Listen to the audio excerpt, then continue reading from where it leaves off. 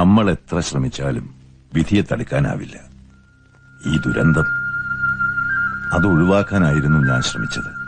പക്ഷേ ഒന്ന് നിർത്തണം സാർ. ഈ മുതലക്കണ്ണീരിലൊന്നും ഒരു കാര്യമില്ല. അതൊക്കെ വല്ല പാർട്ടി ഗ്രൂപ്പുകളിലും മതി.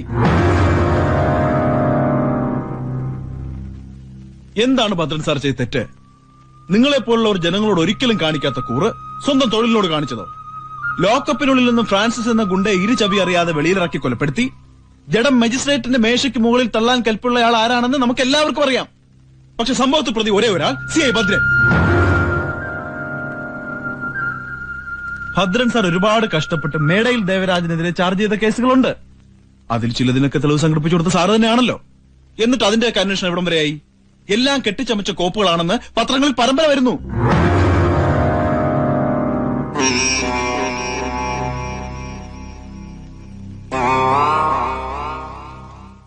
ഭദ്രൻ സാറിന്റെ മകൾക്ക് സംഭവിച്ചതിന് പിന്നിലും ആരാണെന്ന് എല്ലാവർക്കും അറിയാം.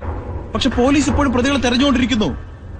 എല്ലാത്തിനും ഒടുവിലൂടെ ദുഃഖം അറിയിക്കാൻ ലജ്ജ തോന്നില്ല സാറിന്? ഉണ്ട്, ലജ്ജ തോന്നുന്നുണ്ട്. ഈ വീട്ടിൽ വെച്ച് എന്നോട് കുമാർജി ചോദിച്ചു, എന്റെ ഈ വെളുപ്പിൽ സ്വാർത്ഥതയുടെ കറ പുരണ്ടിട്ടില്ലേ എന്ന്. ചോദ്യം സത്യമായിരുന്നതുകൊണ്ട് അന്ന് ഞാൻ ഒന്നും പറഞ്ഞില്ല. പക്ഷെ ഇപ്പോ ആത്മാവിൽ തൊട്ട് ഞാൻ പറയുന്നു, ഈ സുധാകരൻ ഇനി രാഷ്ട്രീയത്തിൽ ഉണ്ടാവില്ല. എനിക്ക് ആരോടും നീതി പുലർത്താനായില്ല. കുമാർജിയോട്, ഭദ്രനോട്, എന്തിന് വോട്ട് തന്ന് ജയിപ്പിച്ച ജനങ്ങളോട് പോലും. ഇത് ജാതിയും ചതിയും ലഹരിയും മൂലധനമായുള്ള ദേവരാജന്മാരുടെ കാലമാണ്. അറിഞ്ഞില്ലേ? മേടയിൽ ദേവരാജൻ സംസ്ഥാനത്തിന്റെ എക്സൈസ് വകുപ്പ് മന്ത്രിയാവാൻ പോവുകയാണ്. അഷ്ടമംഗല്യ പ്രശ്നം നടത്തി ജ്യോതിഷ വിധി പ്രകാരം മഹാതാന്ത്രികരെ വരുത്തി ദേവരാജൻ ഇപ്പോ ഒരു ഹോമത്തിനൊരുങ്ങുകയാണ്. ഹോമമല്ല, യാഗം. ചക്രവർത്തി പദം പോകുന്നതിന് മുമ്പ് ദേവകളെ പ്രീണിപ്പിക്കുന്നത് പണ്ടും പതിവുള്ളതാണ്. പക്ഷേ ഒരു ഗംഗയ്ക്കും അവനെ ശുദ്ധി വരുത്താനാവില്ല. അവന്റെ പാപങ്ങൾ ദഹിപ്പിച്ചു കളയാൻ ഒരഗ്നിക്കുമാവില്ല.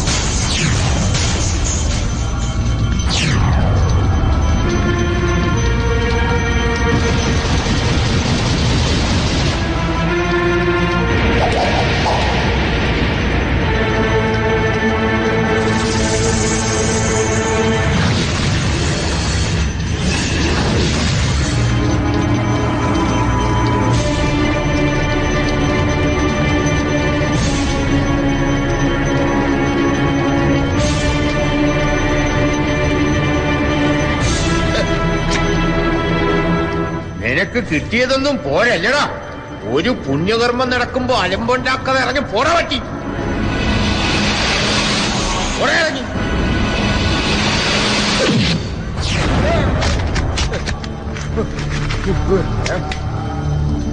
എടാ മോനെ റഷീദെ, ഇവൻ പറയുന്ന കേട്ട നീ നിന്റെ ഭാവി തുലയ്ക്കരുത്. നീ ഇപ്പോഴും സർവീസിലുള്ളവന്, അതും എന്റെ സ്റ്റേഷനിൽ തന്നെ. അതിവേഗം വിട്ടോ. നിന്നെ പോലൊരു തെണ്ടിക്ക് തരാൻ പറ്റുന്ന ഏറ്റവും വലിയ സല്യൂട്ടാ ഇത്.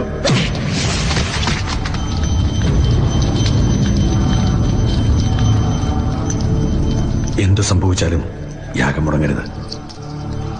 തന്ത്രി പറഞ്ഞു തരുന്ന മന്ത്രം 1,00,000 തവണ ഉരുവിടാതെ എനിക്ക് ഈ പീഠമിടാനാവില്ല. ചെന്നവനെ തടയേ. യാഗശാലയിൽ കുരുതി നടക്കുന്നതിൽ തെറ്റില്ല. വിശേഷിച്ചും യാഗം വിഘ്നപ്പെടുത്താൻ വരുന്നവന്റെ കുരുതി.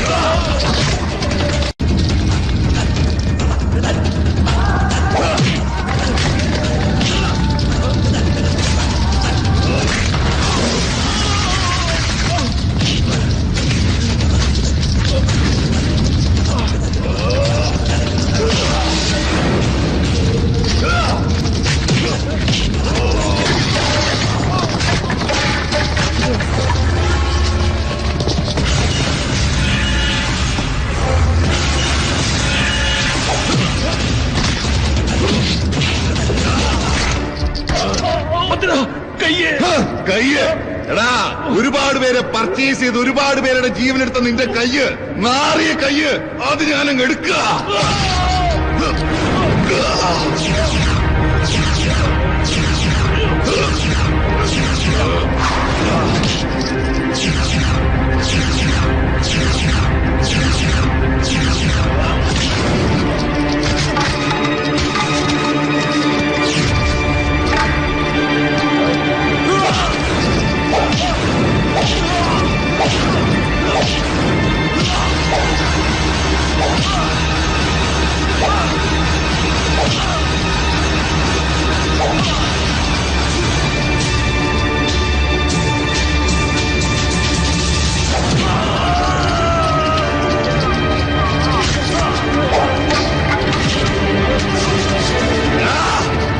നിന്റെ വൃത്തികെട്ട കാലുതൊട്ടി മണ്ണിന് കളങ്കപ്പെടരുത്. പോ പോ.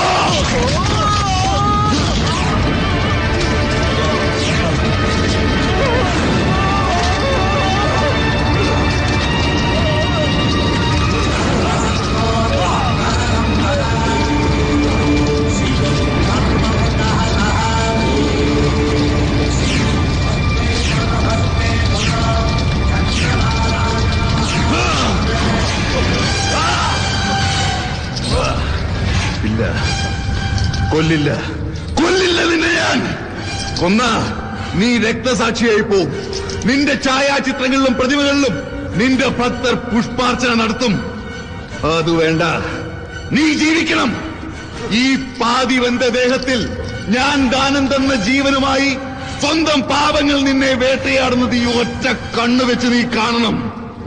പോ പോ.